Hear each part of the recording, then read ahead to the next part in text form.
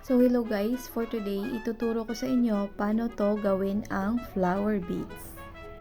So itong dalawang beads ang gagamitin natin para sa ating flower beads. So let's start. So first, 4 na ganito, ito ang magiging petals ng ating flower.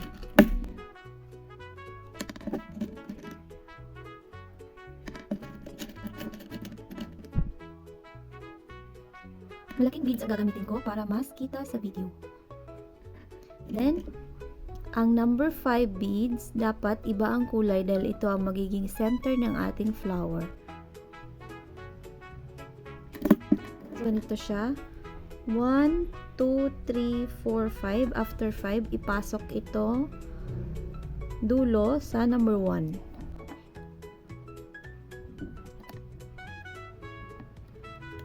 Yan. Ganyan ang magiging itsura. Then, mag-a-add tayo ng beads number 6 and 7.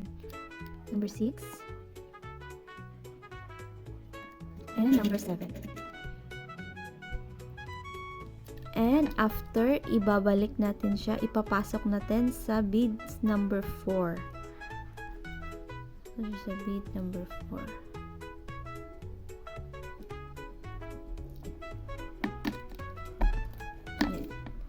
So, yan. Meron na tayong flower.